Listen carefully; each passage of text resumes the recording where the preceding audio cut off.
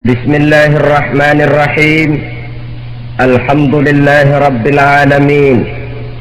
Wassalatu wassalamu ala asyrafil anbiya'i wal mursalin wa ala alihi wa ashabihi al-mujahidin at-tahirin, amma ba'du. Saudara-saudara kaum muslimin rahimakumullah. Pada dasarnya agama adalah aturan. Orang yang beragama adalah orang yang hidup memakai aturan. Berbeda dengan undang-undang hukum pada umumnya, maka aturan agama ini tidak hanya berisi perintah dan larangan. Ia di samping berisi perintah juga berisi anjuran, pembolehan, pencelaan, dan larangan. Dalam bahasa yang lebih dikenal, perintah adalah sesuatu yang apabila dilaksanakan beroleh pahala, sedang apabila ditinggalkan mendapat sanksi dosa. Amalan semacam ini dinamakan amalan yang wajib.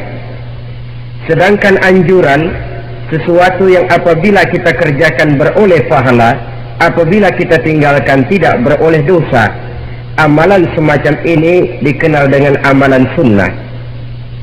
Pembolehan adalah sesuatu yang boleh saja, artinya boleh dikerjakan, boleh pula ditinggalkan, dan amalan semacam ini kita sebut dengan amalan mubah. Pencelaan adalah sesuatu yang berpahala jika ditinggalkan, tapi tidak berdosa manakala dikerjakan, dan ini dinamakan perbuatan yang makruh. Sedangkan larangan, sesuatu yang apabila dikerjakan beroleh dosa, apabila ditinggalkan beroleh pahala, dan amalan semacam ini lazimnya dinamakan amalan atau perbuatan yang haram.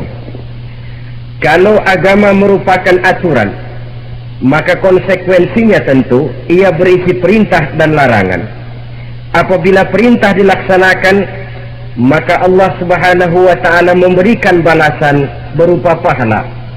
Sedangkan apabila larangan yang dikerjakan, Allah pun akan memberikan ganjaran yang bernama dosa. Baik pahala maupun dosa adalah sesuatu yang abstrak, sesuatu yang tidak nampak, tidak kelihatan oleh pandangan mata yang zahir. Itu sebabnya barangkali di zaman materialistis seperti sekarang ini, orang kurang tergerak mengejar pahala dan malah kadang-kadang terangsang untuk berbuat dosa, karena pahala dan dosa sesuatu yang tidak kelihatan oleh pandangan mata yang zahir ini. Namun sungguh pun demikian, pahala dan dosa bisa mendatangkan kebahagiaan atau kegelisahan batin. Bersabda Rasulullah sallallahu alaihi wasallam, "Idza sarratka hasanatuka wa sa'atka sayyi'atuka fa anta mu'min." Apabila perbuatanmu yang baik menyebabkan engkau bahagia, apabila perbuatanmu yang baik menyebabkan engkau gembira, dan perbuatanmu yang jahat menyebabkan engkau jadi susah, itulah tanda bahwa di hatimu masih ada iman. Artinya, belum tentu orang yang berbuat baik merasa bahagia dengan kebaikan yang dikerjakannya, dan tidak selamanya orang yang berbuat jahat sanggup menyesali perbuatan jahatnya.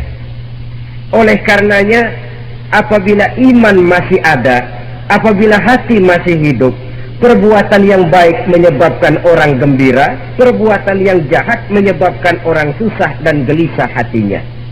Ini mengandung pelajaran. Sekali kita berbuat baik, jangan sekali-kali menyesali kebaikan itu. Sebaliknya, satu kali kita melakukan kesalahan, hendaknya selalu menyesalinya. Kadang-kadang dalam kehidupan, karena orang tempat kita berbuat baik itu rupanya membalas air susu dengan air tuba, kita lalu menyesali kebaikan. Lahirlah kata-kata, "Nyesal saya nolong dia." Ibarat pepatah katanya, nolong anjing kejepit. Waktu kejepit setengah mati kita tolongin, begitu selesai dia dari kejepitnya malah kita digigitnya. Saudara hadirin yang saya muliakan, dalam kehidupan sehari-hari barangkali ini kena filsafat yang disebut dorong mobil mogok. Ketika mobil mogok setengah mati kita dorong, begitu mesin hidup ditinggalkannya kita di belakang. Sesungguhnya perbuatan kita yang baik tidak harus disesali, Karena disesali atau tidak, toh perbuatan itu sudah kita lakukan. Dan penyesalan atas segala kebaikan hanya akan mengurangi nilai pahala kebaikan itu sendiri. Berbahagialah apabila berbuat baik, walaupun orang yang kita melakukan kebaikan membalasnya dengan kejahatan. Menyesalah apabila berbuat kesalahan, apabila melakukan dosa, karena itu pertanda nilai iman yang masih hidup dalam jiwa kita. Saudara-saudara kaum muslimin yang berbahagia, jadi sungguh pun pahala dan dosa sesuatu yang abstrak, efeknya jelas dia mendatangkan kebahagiaan atau membawa kepada kegelisahan batin di dalam kehidupan manusia. Orang di zaman materialis kurang terangsang berbuat pahala dan terdorong melakukan dosa. Kenapa? Karena pahala tidak kelihatan, dosa tidak nampak. Kalau pahala kelihatan, barangkali nggak kuat kita mikul pahala. Kalau dosa benjol, umpama tiap bikin dosa palanya benjol, barangkali sudah nggak karu-karuan kepala kita. Baik pahala, baik dosa, sesuatu yang tidak nampak oleh pandangan mata zahir, tapi yang punya efek dalam kehidupan ini. Orang yang banyak pahalanya dengan orang yang banyak dosanya, kalau dia berjalan barangkali sulit kita membedakan. Tapi efeknya dalam kehidupan ini jelas adanya. Sesuatu yang bernama pahala kita perlukan, karena hidup tidak berhenti hingga di sini. Sesuatu yang bernama dosa harus kita hindarkan, karena ada kelanjutan sesudah hidup yang sekarang ini, kehidupan dari satu pertanggungan jawab. Itu sebabnya Imam Ghazali dalam bahasa yang indah sekali berpesan, jadidis safinah fa innal bahra amir wa khuziz zat fa inna safara ba'id. Perbarui selalu kapalmu, rawat, jaga baik-baik, dandani kapalmu, fa innal bahra amir, karena sesungguhnya lautan ini sangat dalam. Satu bahasa yang indah dari tamsil terhadap kehidupan. Perbaiki kapalmu karena lautan ini sangat dalam. Artinya jaga baik-baik hatimu, pelihara iman dan keyakinanmu, karena hidup ini bagaikan gelombang lautan. Tempo-tempo air tenang, tempo-tempo ombak menggila dan menggunung. Jaga iman baik-baik karena hidup penuh dengan cobaan dan ujian. Itu maksudnya. Wa khuzizat fa inna safara ba'id, dan bawa bekal yang banyak karena perjalanan hidup ini sangat panjang. Perjalanan ini sangat jauh. Kita kalau pergi keluar kota tentu saja membawa bekal. Makin jauh kota yang akan kita tuju, makin banyak bekal yang harus kita bawa. Alangkah sengsaranya manusia apabila dia akan pergi ke satu kota yang jauh, modalnya cuma nekat. Bagaimana nanti di sana sajalah. Tidak membawa bekal sebagaimana yang sewajarnya. Hal yang semacam ini senangnya sih belum tentu, kebelangsak dan susahnya sudah kebayang. Itu dalam kehidupan di dunia ini. Bagaimana kalau sudah bicara tentang kehidupan yang akan datang? Karena sesungguhnya hidup ini merupakan satu perjalanan yang sangat panjang. Sejak kita tinggal di alam arwah, pada saat jasad belum lagi diciptakan Allah, ruh sudah diciptakannya lebih dahulu. Sampai kemudian kita pindah ke alam rahim, alam kandungan ibu, untuk kemudian berpindah kepada kehidupan dunia. Dari dunia ini kita pindah ke alam barzakh. Di sana tinggal kita 100 tahun mungkin, 100.000 tahun mungkin, 1.000.000 tahun mungkin, menunggu saat datangnya kiamat. Lalu dari alam barzakh pindah kita ke alam akhirat. Satu perjalanan yang sangat panjang. Alangkah malangnya, alangkah sengsaranya jika tahu kita begitu panjangnya perjalanan hidup ini, tidak ada bekal yang kita bawa. Artinya kesengsaraan, kesulitan yang bertali-tali sudah jelas akan menimpa kita. Kalau pergi kita keluar kota membawa bekal uang, membawa bekal makanan, apa bekal yang mesti kita bawa? Apabila kita kembali ke alam barzakh, kembali ke alam kubur, berkumpul di padang mahsyar di akhirat nanti, nasi yang mau kita bawa, uang yang mau kita bawa, Tentu tidak lagi, karena kehidupan materialis selesai di atas liang lahat. Bila masuk kita ke liang lahat, disitulah pahala dan dosa memegang peranan yang sangat penting. Maka pada pertemuan malam ini kita akan bicara tentang pahala dan dosa itu. Saudara-saudara kaum muslimin rahimakumullah, yang dinamakan pahala, kata Imam Ali Al-Jurjani dalam kitab At-Ta'rifatnya, ma yastahiqqu bihi ar-rahmatu wal maghfiratu minallahi ta'ala, sesuatu yang pelaksananya berhak untuk mendapat rahmah dan ampunan dari Allah. Dengan kata lain, nilai pahala adalah akibat dari perbuatan-perbuatan di dalam melaksanakan perintah dan anjuran yang ada di dalam kehidupan agama. Apabila perintah dan anjuran kita laksanakan, nilai pahala itu lalu datang. Nah, nilai pahala dalam Islam menurut konsepsi Quran, Allah menjelaskan, man jaa bil hasanati falahu asyru amsalha. Barang siapa yang datang membawa satu kebajikan, barang siapa yang melaksanakan satu kebaikan, maka dia akan mendapat balasan 10 kali dari kebaikan yang dikerjakannya. 10 kali ini pun masih dilipat gandakan dengan 7 ini pun masih dikalikan 100, dan itu pun masih ditambah dengan pernyataan wallahu yudha'ifu liman yasha. Allah masih akan melipat gandakan perbuatan baik seseorang yang dikehendakinya. Itulah nikmatnya dalam Islam. Tetapi sebaliknya, wa man jaa bisayyi'ati fala yujza illa mislaha.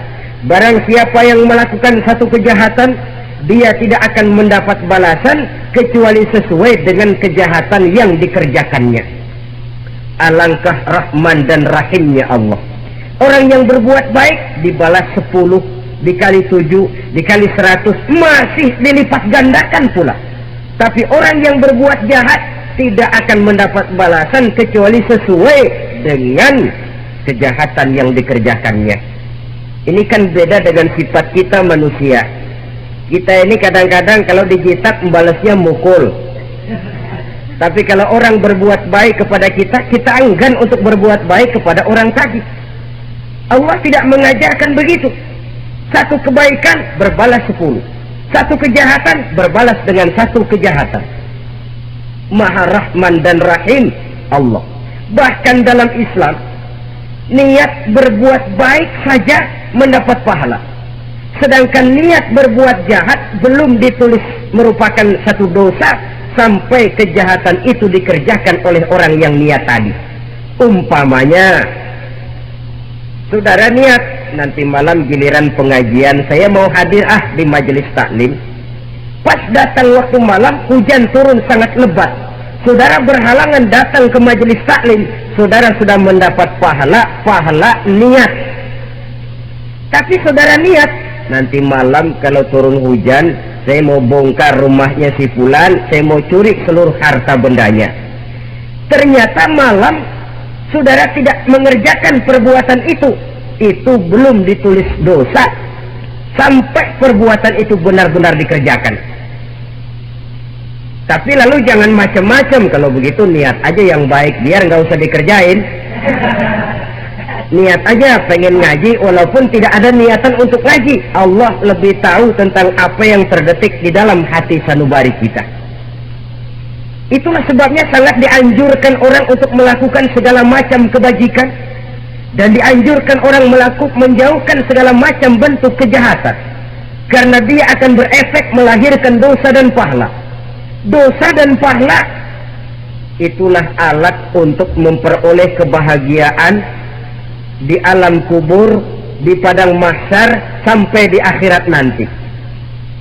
Di dunia ini mungkin segalanya bisa kita beli dengan yang namanya uang. Keamanan kita bisa menyewa petugas untuk menjaga rumah kita. Kendaraan yang mewah bisa kita beli. Udara yang sejuk bisa kita ciptakan. Siapa banyak uang dia raja. Mungkin itu di dunia. Tapi bisa apa uang kalau kita sudah masuk ke alam kubur? Bisakah munkar nakir kita sogok? Udah karkir, jangan nanya nih, cepet. Bisakah malaikat azab menyingkir dengan uang semir? Ternyata tidak. Untuk memperoleh kebahagiaan di sana, nilai pahala. Kesengsaraan akan kita dapat kalau kita banyak menumpuk dosa. Oleh karena itu jangan beranggapan pahala nggak kelihatan, dosa juga nggak kelihatan, biarin saja. Yang tidak kelihatan ini pada waktunya akan memegang peranan yang sangat penting. Tapi tidak cuma untuk menghadapi hidup di situ, kita lalu harus berbuat baik dan meninggalkan yang jahat. Terutama juga di dunia ini. Toh pepatah bilang gajah mati meninggalkan gading, harimau mati meninggalkan belang. Apa yang akan kita tinggalkan setelah kita mati? Kita ingin jasad kita boleh hancur terkubur tanah, tapi nama kita ingin hidup terus, dikenang orang 100, 1000, bahkan 1.000.000 tahun yang akan datang. Ditulis orang dengan tinta emas dalam sejarah, tercatat kita sebagai orang baik-baik. Saudara-saudara kaum muslimin rahimakumullah. Lalu perbuatan apa yang bisa mendatangkan pahala itu? Saudara-saudara, semua perbuatan yang diperintah dan dianjurkan oleh Allah, yang dikerjakan dengan ikhlas hanya untuk mencapai ridho Allah, mendatangkan pahala. Kadang-kadang menurut pendapat kita remeh, tapi nilainya di sisi Allah besar. Itu pahala. Menghitung pahala itu hak prerogatif Allah. Perbuatan yang ringan Allah mau berikan ganjaran yang besar, itu urusan Allah. Misalnya kata Nabi, la tahqiranna minal ma'rufi syai'an. Jangan kamu menganggap remeh perbuatan baik walaupun kecil. Jangan merasa sulit melakukan perbuatan yang mengandung pahala. Bertemu dengan teman, muka kita cerah, berpahala. Menyingkirkan duri di jalanan, berpahala. Menolong orang yang sesat, memberitahu orang yang bertanya, berpahala. Tidak sulit kalau kita mau. Yang diperintah dan dianjurkan oleh agama, itu perbuatan yang mengandung nilai-nilai pahala. Masalahnya cuma tinggal mau atau tidak, dan dikerjakan dengan ikhlas. Bertemu teman, mukanya cerah, pahala. Menyingkirkan duri di jalanan, pahala. Sedekah, pahala. Tidak berupa perbuatan, bisa berupa ucapan. Misalnya bersolawat, pahala. Bertasbih dan bertahmid, pahala. Kata Nabi, kalimatani khafifatani 'alal lisan, thaqilatani fil mizan. Ada dua kalimat yang enteng di lidah tapi berat di timbangan akhirat nanti. Apa itu? Subhanallah walhamdulillah. Itu kan amalan yang ringan, perbuatan yang mudah saja, tapi nilainya demikian besar dalam pandangan Allah. Jadi pendeknya, perbuatan yang bernilai pahala adalah perintah dan anjuran agama yang dilaksanakan dengan ikhlas semata-mata untuk mencapai ridho Allah, itu mengandung pahala. Niat dasarnya itu harus karena Allah, landasannya harus karena ikhlas. Bukan cuma sekedar basa-basi, tidak karena ingin dipuji orang, tidak karena mengharap tanda jasa, tapi ikhlas semata-mata. Dari perbuatan yang paling kecil dan mudah sekali sampai kepada amalan-amalan yang besar dan memerlukan biaya yang besar, seperti melaksanakan ibadah haji, seperti jihad fi sabilillah, membangun masjid, membangun pondok-pondok pesantren, membangun pusat-pusat kesehatan, membangun jalan-jalan umum, termasuk menjaga keamanan. Jangan dikira loh, sistemling umpamanya, menjaga keamanan kampung tidak berpahala. Kalau diniatkan ibadah, menjaga ketenangan warga supaya mereka tekun ibadah, ikhlas karena Allah, itu juga bernilai ibadah. Keluar kita dari rumah, pergi pagi, pulang sore, peras keringat, banting tulang cari nafkah buat menghidupi anak istri kita. Kalau diniatkan ibadah, melaksanakan kewajiban sebagai kepala rumah tangga, membantu orang tua sebagai anak, itu juga perbuatan-perbuatan yang mengandung pahala. Yang terbaik sesuai dengan bidang kehidupan kita. Ada orang yang dinamakan abid, ahli ibadah, pahala yang paling baik bagi dia banyak-banyak tahajud, sembahyang malam, wirid, zikir, tasbih. Ada yang dinamakan orang alim, pahala yang paling baik buat orang macam ini mengajar, menyebarkan ilmu, mendakwahkan Islam. Ada yang disebut wali, pejabat pemerintah, petugas. Amalan pahala yang paling baik buat orang semacam ini melayani masyarakat, bekerja di bidangnya sesuai dengan profesinya. Saudara hadirin yang saya hormati, jadi dengan demikian perbuatan-perbuatan yang mengandung nilai-nilai pahala ini bisa perbuatan yang menurut kita kecil namun punya nilai besar. Apalagi perbuatan besar dengan biaya yang besar, tentu makin besar juga pahala yang disediakan oleh Allah Subhanahu wa ta'ala. Oleh karenanya, kalau kita bercermin dari ayat Quran, hidup ini kesempatan untuk berbuat baik. Huwallazi khalaqal mauta wal hayata liyabluwakum ayyukum ahsanu amala. Dialah Allah, Tuhan yang telah memberikan hidup dan mati kepadamu untuk menguji kamu, siapa di antara kamu yang paling baik amal perbuatannya. Jadi tidak saya rinci, tapi cukuplah satu penjelasan global. Perbuatan yang berpahala adalah perbuatan melaksanakan perintah Allah atau anjuran Allah dengan dasar ikhlas, dengan tujuan untuk mencapai ridho Allah semata-mata. Lalu apa perbuatan yang mengakibatkan dosa itu? Saudara-saudara, dosa lahir akibat melakukan larangan Allah atau mengerjakan yang dicelaknya. Nah, para ulama ada yang membagi dosa itu menjadi dua bagian. Ada dosa-dosa kecil, ada dosa-dosa besar. Tetapi sebenarnya ditinjau dari segi hakikatnya, kalau sudah melakukan satu kesalahan yang mengakibatkan dosa, jangan dilihat besar dan kecilnya, tapi kepada siapa dosa itu kita kerjakan.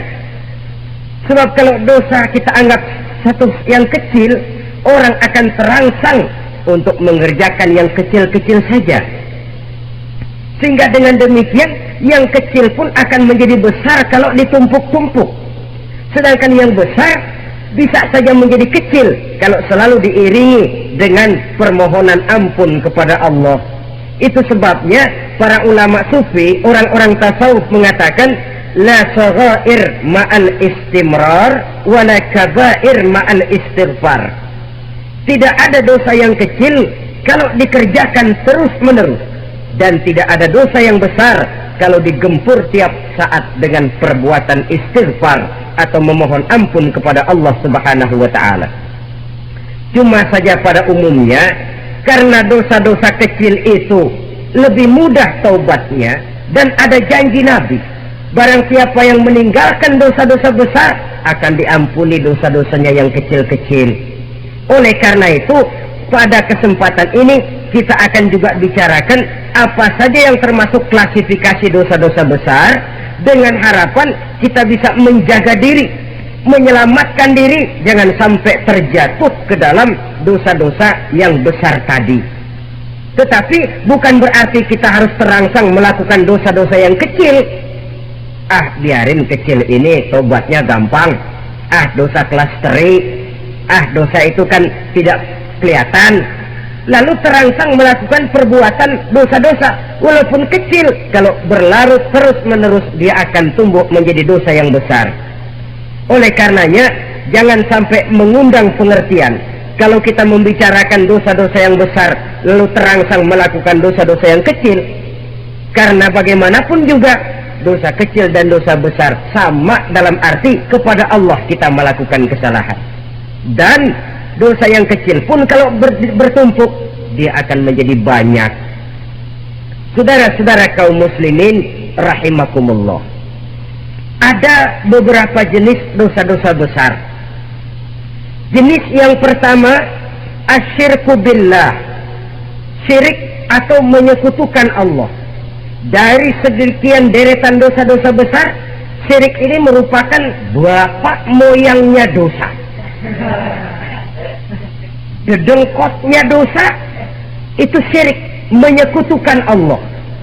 Bahkan dosa yang lain Allah masih mau mengampuni, tapi kalau sudah syirik, menyekutukan Allah, itu sudah satu dosa yang tidak berampun sama sekali. Oleh karena itu tepat pesan Imam Ghazali tadi, jadi di safinah fa innal bahra amik, jaga iman, pelihara akidah, dandani kapal, karena hidup ini gelombang lautan sangat dalam, hidup banyak cobaan. Di dalam hidup di zaman sekarang ini, saudara bisa perhatikan, di mana tensi ekonomi tinggi, lapangan kerja sulit, persaingan hidup makin tajam, sifat egois dan individualis tumbuh di mana-mana, rasa solidaritas sosial menurun, sifat gotong royong musnah, orang mudah potong kompas, potong jalan, ingin cepat kaya, ingin cepat naik pangkat, ingin dapat kedudukan. Kadang-kadang akidah pun terjual, akidah pun musnah, jatuh ke jurang syirik pun tidak jadi soal. Itu yang kita khawatirkan. Kalau dosa-dosa yang lain Allah masih mau mengampuni, tapi kalau sudah jatuh kepada syirik, Allah sama sekali tidak akan memberikan ampun. Dalam kaitan dengan ini barangkali tepat sinyalemen Imam Ali itu, andai kata kemiskinan merupakan satu kepribadian, saya akan membunuhnya lebih dahulu.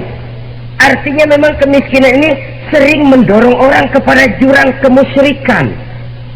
Tidak tahan menghadapi godaan perut akibat tensi ekonomi yang tinggi, lapangan kerja yang sulit. Iman pun jadilah ditukar dengan 3 liter beras.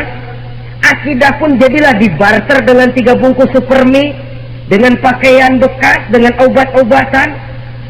Tidak jadi soal baginya mengejar kebahagiaan yang relatif singkat dengan mengorbankan kebahagiaan yang abadi. Persis ibarat pepatah, nyari jarum kampak hilang. Mencari sesuatu yang kecil, yang besar jadi sia-sia. Membela perut, mengorbankan akidah. Na'udzubillah summa na'udzubillah. Saudara-saudara kaum muslimin rahimakumullah, ini fakta, ini kenyataan. Dan hal semacam ini tidak bisa diatasi cuma dengan ceramah, simposium, diskusi, seminar. Apalagi Nabi berpesan, "Solahu ummati bil ilmi wal mal." Umatku hanya bisa menjadi baik akidahnya dengan ilmu dan harta. Itu bahasa Nabi. Kalau bahasa kita sekarang, dengan ekonomi dan pendidikan. Ilmu, pendidikan, ekonomi, harta. Tanpa itu sangat besar kemungkinan kita bisa menjual akidah terjerumus di lembah kemusyrikan. Maka terutama kepada saudara-saudara saya, muslimin yang terpencil jauh dari kota-kota besar, yang kadang dalam kehidupan seharinya imannya sering digoda oleh supermi, akidahnya sering ditantang oleh pembagian beras, pakaian-pakaian bekas, obat-obatan dan sebagainya. Jaga dan bentengi akidah kita. Lebih baik nyawa berpisah dari badan, asal iman jangan berpisah dari hati. Kepada adik-adik saya, para remaja, para pemuda di kota-kota besar, yang iman dan akidahnya sering ditantang dengan minuman-minuman keras, fasilitas-fasilitas yang menghanyutkan, yang secara terarah dan praktis sedikit demi sedikit menggiring kita untuk keluar dari nilai-nilai akidah. Hati-hati, jaga baik-baik, sebab intan paling mahal, mutiara paling berharga, tidak lain nilai iman ini. Tergelincir kita daripadanya, jatuh ke lembah kemusyrikan, jatuh ke satu dosa yang teramat besar, yang Allah tidak akan pernah memberikan ampun lagi. Ini dosa besar yang pertama. Yang kedua, qatlun nafsi illa bilhaq, membunuh orang tanpa alasan yang benar. Di zaman kesulitan ekonomi kadang-kadang orang mudah nekat. Tengok saja, kadang-kadang karena pasar uang 100-200 perak saja nyawa bisa melayang.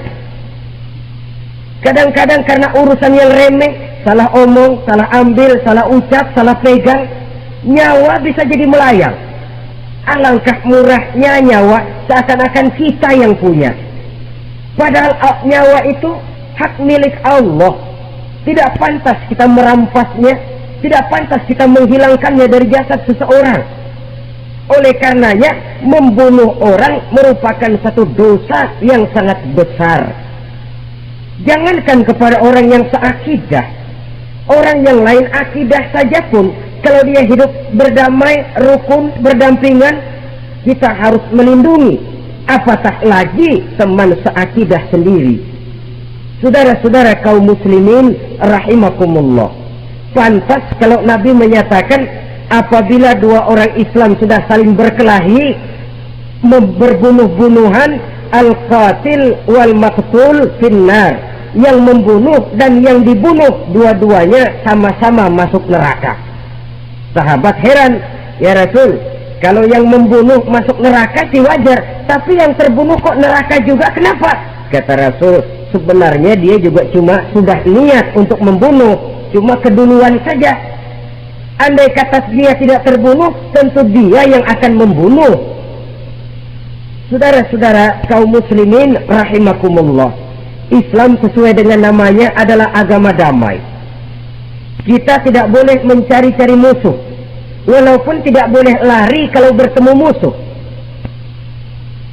Oleh karenanya, pantang seorang muslim menimbulkan benih keonaran menjadi biang kerok buat lingkungannya.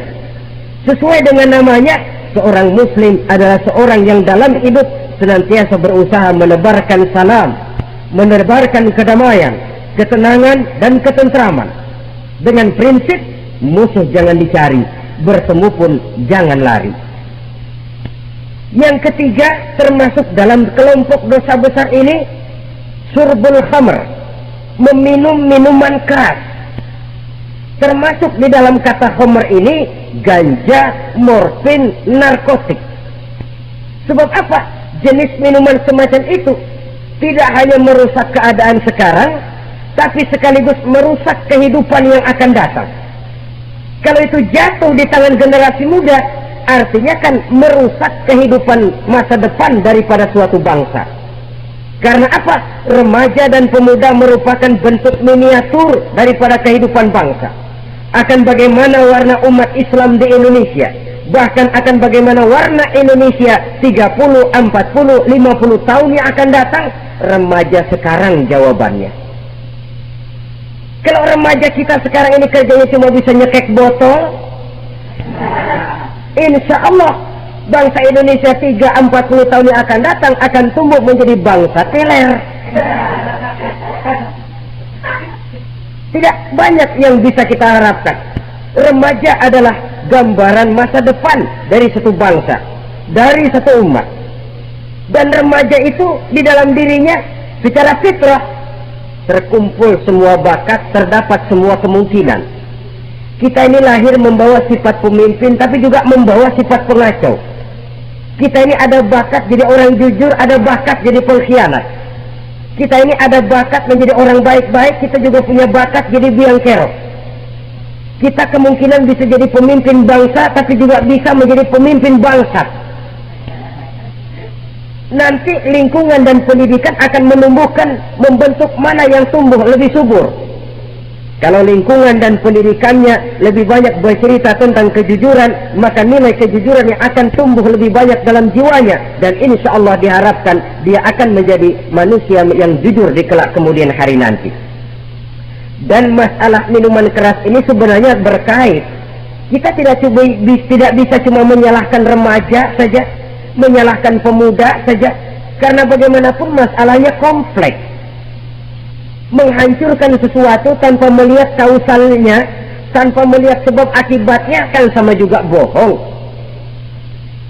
Kemungkinan karena broken home, kemungkinan karena pergaulan, kemungkinan karena kurang perhatian orang tua, kemungkinan karena akibat bacaan, tontonan, atau fasilitas berupa dibukanya pabrik-pabrik minuman keras, dijualnya minuman-minuman keras di warung-warung yang remang-remang, yang memberikan kenikmatan, kebahagiaan dan kebanggaan tersendiri, sehingga akhirnya orang terangsang untuk datang dan minum di sana.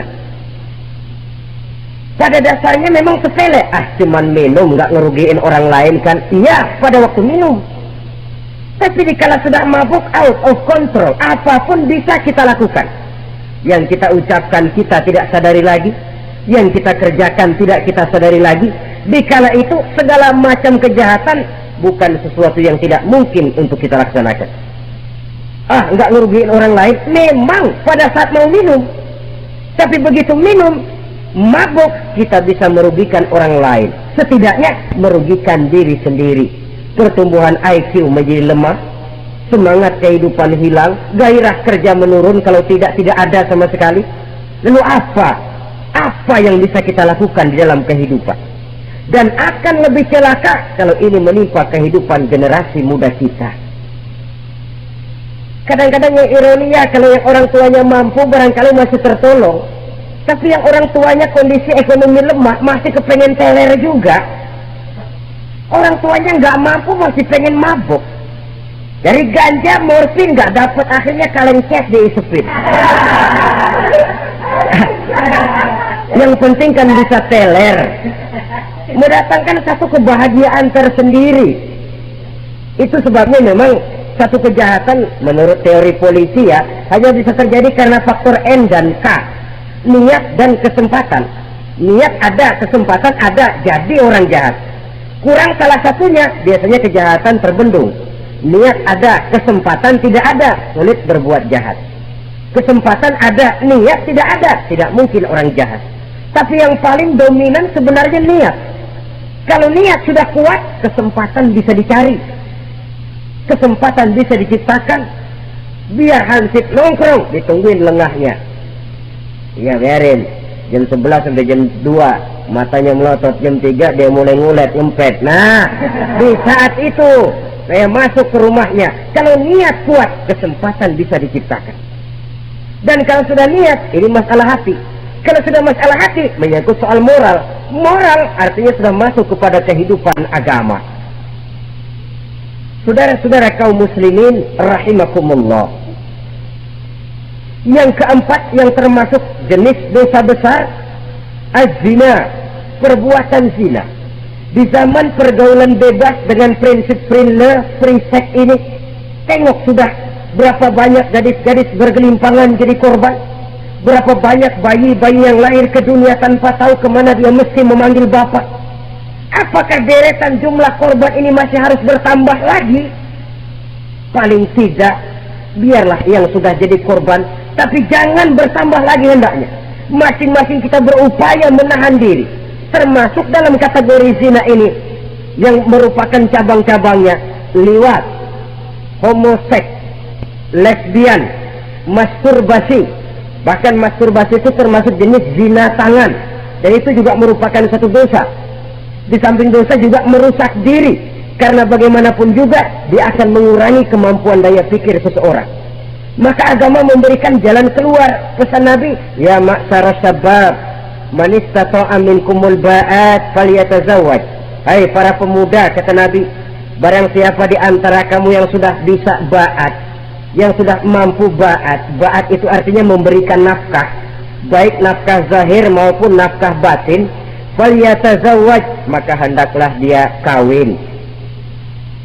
Jadi yang maksud ba'at ini ya nafkah zahir, ya nafkah batin. Kita kadang-kadang cuma bisa ngasih nafkah batin saja sudah merasa pokoknya kan saya sanggup untuk kawin, lalu kawin tanpa kehilangan, dengan kehilangan pertimbangan. Saudara-saudara, wa illam yastati, adapun kalau dia belum mampu, fa alaihi bisyam, hendaknya dia banyak puasa. Fa innahu lahu wija, karena puasa itu akan merupakan benteng, jangan sampai orang memperturutkan hawa nafsunya. Andai kata puasa belum hobi, banyaklah olahraga para pemuda, para remaja.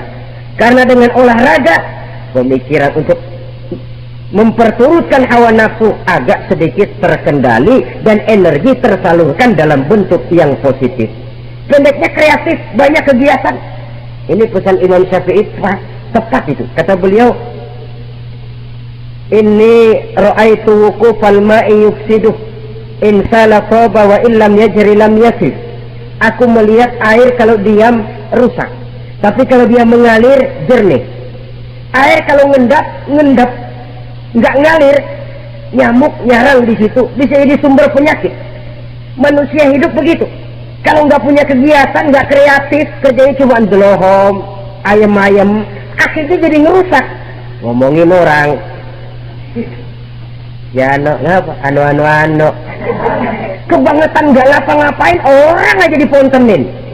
Orang dia ngomongin, lahirlah namimah, lahirlah ribah. Saudara-saudara, air itu kalau ngendap ada aja yang nyarang, tapi kalau dia ngalir, orang ada kesibukan, insya Allah dia tidak akan jatuh kepada sesuatu yang bisa mengundang dosa.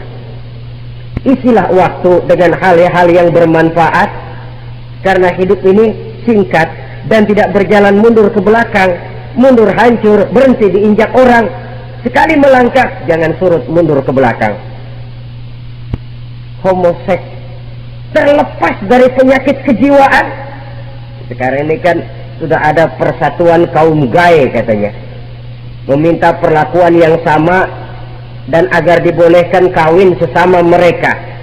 Secara manusiawi boleh, secara manusiawi kita hargai mereka, tapi dari kacamata agama ini jelas merupakan penyimpangan, dan penyimpangan merupakan suatu dosa terlepas dari pertimbangan manusiawi.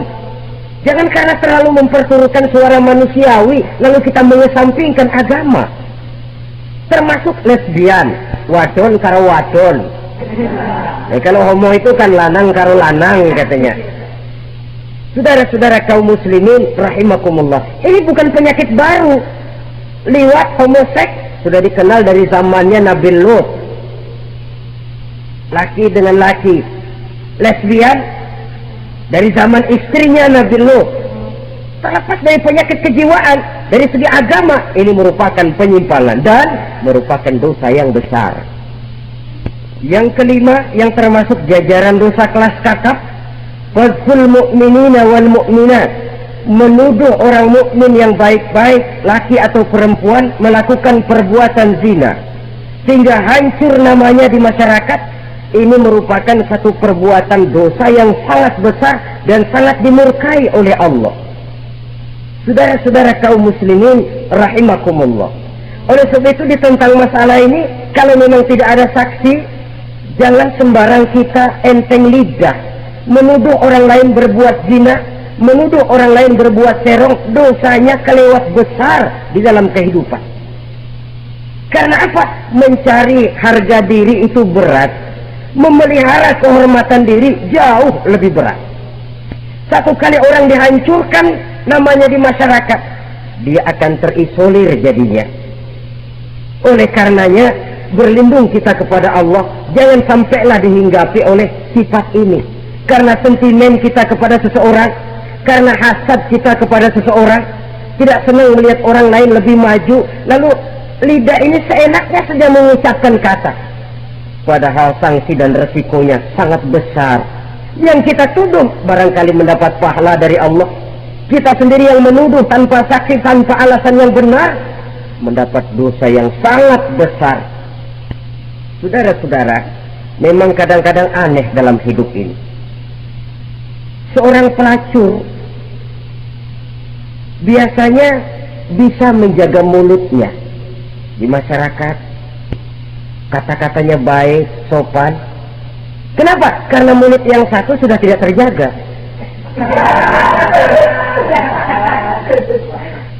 Kita kadang-kadang kehormatan bisa kita jaga, tapi mulut tidak terkontrol. Ngomong saenake dewe, bikin orang mangkel, kesal, fitnah sana, fitnah sini, menghancurkan nama baik orang, ngomongin yang macam-macam. Bagai-bagai macamlah caranya. Saudara-saudara kaum muslimin yang berbahagia, jadi dengan demikian menuduh orang lain berbuat zina sedangkan orang itu tidak pernah melakukannya, ini termasuk satu dosa yang sangat besar di dalam kehidupan ini. Yang keenam, al-aqu bil walidain, durhaka kepada ibu bapak. Seorang anak, bagaimanapun banyak nilai ibadahnya, banyak kebaikan di masyarakat, menyandang berbagai macam gelar, pangkat dan jabatannya tinggi, tapi kalau sudah durhaka kepada kedua orang tuanya, alamat hidup tidak lagi membawa keberkahan. Dan itu dosa yang sangat besar, sampai Nabi sabdakan, ridho Allah ada di dalam keridhaan ibu bapak, murka Allah pun ada di dalam kemurkaan ibu dan bapak. Walaupun belum tentu setiap kita orang tua, tapi yang jelas setiap kita adalah anak, dan setiap anak punya ibu dan bapak. Jangan sampai kacang lupa kepada kulitnya. Saudara-saudara kaum muslimin rahimakumullah, durhaka kepada ibu bapak merupakan perbuatan yang sangat dimurkai oleh Allah. Apalagi ibu yang telah melahirkan kita, bahkan mengandung kita. Begitu juga bapak yang telah berusaha peras keringat banting tulang untuk mengasuh membesarkan kita. Tidak ada perbuatan baik yang kita lakukan untuk bisa menebus kebaikan daripada ibu dan bapak kita. Setidaknya kalau belum bisa berbuat baik kepadanya, kepada keduanya, janganlah menyakiti hati keduanya. Itu saja dulu yang harus dijaga. Kadang-kadang sudah berbuat baik enggak, nyakitin melulu. Sudah nyenangin belum bisa, saban sehari nyakitin saja. Padahal kedua orang tua itu doanya manjur, sebagaimana sumpahnya juga bisa jadi kenyataan, dan sering bahkan menjadi kenyataan. Sampai ibu bapak sudah wafat, sudah meninggal sekalipun, kewajiban berbakti masih harus terus dilakukan oleh seorang anak. Lalu yang ketujuh, at-tawalli yaumaz zahfi, berpaling pada hari pertempuran. Orang sedang sibuk-sibuk menghadapi musuh, maksudnya berjuang membela agama ini, dia lari menyelamatkan diri. Pengecut, mental munafik. Ayo, kalau demi agama, mari kita maju ke depan. Allahu Akbar, yang besar Allah, yang lain kecil semua, maju. Orang lain maju serentak, dia mundur jauh ke belakang. Mental munafik, mental calo, istilah sekarang ini. Oh, itu calo, mental calo, Tuhan gedek banget itu. Coba ya, calo itu paling sibuk nyuruh penumpang naik, tapi sementara penumpang naik sampai ke tempat tujuan masing-masing, calonya nggak kemana-mana, diem aja di situ, cuma orang aja disuruh naik. Dan saudara, kerja bakti, orang turun ke comberan, dia naik ke tempat tidur. Mundur di hari pertempuran, menyebabkan orang lain gugur, dia sendiri menyelamatkan diri. Mental pengecut, mental munafik, itu merupakan dosa yang sangat besar. Saudara-saudara kaum muslimin rahimakumullah, itu sebabnya agama itu memerlukan keberanian, memang, tapi bukan keberanian yang tanpa perhitungan. Sebab berani tanpa berhitung namanya berani babi. Kita berani kalau benar, kita harus takut kalau salah. Jangan dibalik. Salah berani, nekat namanya. Benar takut, pengecut namanya. Orang yang pengecut adalah orang yang takut membela kebenaran. Orang yang nekat sesungguhnya udah salah nggak malu lagi, udah salah nekat lagi. Merasa rugi berbuat kebaikan, puas kalau berbuat kejahatan. Padahal Nabi pesan, siapa yang berbuat dosa sambil tertawa, nanti dia akan masuk neraka sambil menangis. Karena itu dipesan pula di dunia ini, sering-seringlah mencuci mukamu dengan air mata taubat, cuci lidahmu dengan zikir kepada Allah, bersihkan hatimu dengan air ikhlas. Saudara-saudara kaum muslimin rahimakumullah, kan ada toh orang berbuat baik nggak gembira, tapi berbuat jahat malah puas. Atau sama saja, orang lain berbuat baik hatinya kesel, Orang lain berbuat jahat, dia malah mendukung. Atau orang lain tergelincir berbuat jahat, dia malah girang. Ini kan tidak objektif. Karena yang berbuat baik, orang yang dia keselin, dia nggak seneng. Tetapi karena yang berbuat jahat, orang yang dia senengin, dibenerin juga. Itu nggak objektif namanya. Mundur di hari pertempuran pada saat saudara-saudara kita sedang menghadapi musuh, sikap pengecut yang sangat dibenci Allah. Yang kedelapan, termasuk kelompok dosa besar, aklu malil yatim, makan harta anak yatim. Kadang-kadang ada orang mengeksploitir loh nasib anak-anak yatim. Karena biasanya para dermawan peka kalau mendengar nasib yatim, memberikan santunan. Si yatim belum makan, yang ngurusin udah pada kenyang. Mengeksploitir, memakan harta anak yatim termasuk dosa yang sangat besar. Sehingga Nabi pesan, ana wa kafilul yatim kahataini yaumal qiyamah. Aku dan orang yang menyantuni anak yatim seperti dua jari ini di hari kiamat. Rumah yang paling dimuliakan Allah adalah rumah yang di dalamnya ada anak yatim yang hidupnya dihormati, hidupnya disantuni, keperluannya dicukupi. Maaf saja, tahap kita menyantuni anak yatim ini baru tahap setahun sekali. Kalau Muharram kita agungkanlah, kita besarkan. Lebaran yatim katanya, kita kumpulkan dana, kita usap kepala yatim, kita kumpulkan beras, kita bagikan hari itu. Perkara bulan depan kelaparan, kita tutup kuping. Perkara bulan berikutnya dia kelaparan, kita masa bodoh. Bahwa di bulan Muharram kita santuni yatim piatu itu sudah baik. Tapi akan lebih baik lagi kalau kita sanggup menjadi bapak asuh mereka, memikirkan sekolah mereka, ada kontinuitas. Kalau mereka diasuh oleh orang lain, lalu bertukar agamanya, berpindah akidahnya, kita ngomel habis-habisan. Tapi kita ada kemampuan, kita tidak mau berbuat semacam itu. Ya sama juga bohong namanya. Saudara-saudara kaum muslimin rahimakumullah. Orang yang menyantuni yatim mendapat pahala besar. Tapi orang yang mengkorup harta anak yatim, dosanya juga sangat besar. Berhati-hatilah kalau kita diberikan kepercayaan oleh masyarakat untuk mengurus anak-anak yatim. Karena pahalanya besar, resikonya juga besar. Yang kesembilan, syahadatuz zur, sumpah palsu. Sebab sumpah palsu ini menggunakan nama Allah untuk sesuatu yang tidak benar. Nama kita saja dibawa untuk yang tidak benar, kita jengkel. Nama kita dipalsukan untuk sesuatu yang tidak baik, kita kadang-kadang jengkel, tidak puas jengkel, menuntut melalui saluran hukum. Kenapa? Nama saya dicatut. Bagaimana lagi kalau nama Allah kita pakai untuk bersumpah, sumpahnya palsu, menguntungkan kita, merugikan orang lain, Allah murka betul. Maka sumpah palsu termasuk deretan dosa-dosa besar. Apalagi yang ke-10, aklur riba, makan riba alias renten. Ini kan yang cepat mendatangkan uang. Kadang-kadang kalau yang bikin riba itu orang awam barangkali ya masih kita maklumi.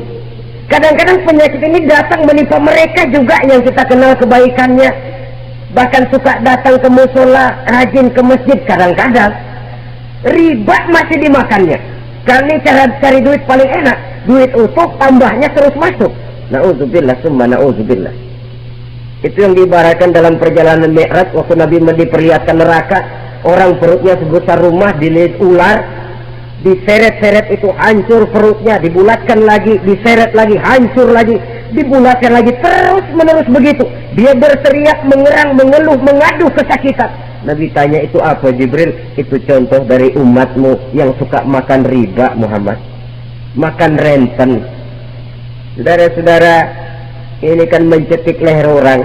Orang sedang kesulitan, kelihatannya sih baik, menolong, tapi di belakang menolong itu nyekek. Di belakang menolong itu nyekek, dan nyekek itu sebenarnya tujuan utamanya. Orang yang menjalankan riba pada dasarnya tidak punya perikmanusiaan kok. Kalau dia kelihatannya mau menolong, kelihatannya motifnya mencari untung di belakang itu. Jauh dari kemanusiaan. Yang ke-11, saudara-saudara, termasuk jajaran dosa besar itu qat'ur rahim, memutuskan silaturahmi. Marah, hobi sama marah. Kalau 3 hari nggak marahan sama orang, ngebet palanya. Selalu nyari gara-gara. Kalau udah marah berlaku perpanjangan waktu. Tahun, 2 tahun, kadang-kadang seumur hidup. Saudara hadirin yang saya muliakan. Apalagi mengurangi timbangan termasuk kelas dosa besar. Makan suap termasuk dosa besar. Semir menyemir dosa besar. Apalagi bunuh diri. Nah, bunuh diri dosa besar. Kadang-kadang karena sulit nekat, daripada hidup susah mendingan mati sekalian. Apa dikira kalau mati urusan selesai? Belum. Termasuk memotong anggota badan sendiri, dosa besar. Kayak belum lama ada kesulitan ekonomi, mau lebaran, alat vitalnya dipotong. Berita-berita koran, itu pun dosa besar. Nah kan badan saya sendiri, ya badanmu sendiri, tapi yang ciptakan Allah, yang berikan Allah, kenapa mesti dipotong? Karena kesulitan ekonomi, alat vitalnya sendiri dipotong. Ya namanya alat vital, kalau sudah nggak ada yang vital kan hampa hidup ini.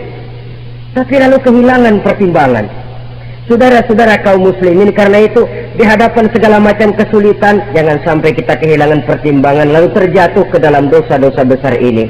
Mudah-mudahan Allah selamatkan kita dari segala macam bentuk dosa besar, sehingga diampuni segala dosa yang kecil, dan digerakkannya kita untuk hidup melakukan kebaikan yang membawa pahala yang sebesar-besarnya. Ini sajalah pertemuan kita saat ini. Terima kasih atas segala perhatian. Mohon maaf atas segala kekurangan. Wassalamualaikum warahmatullahi wabarakatuh.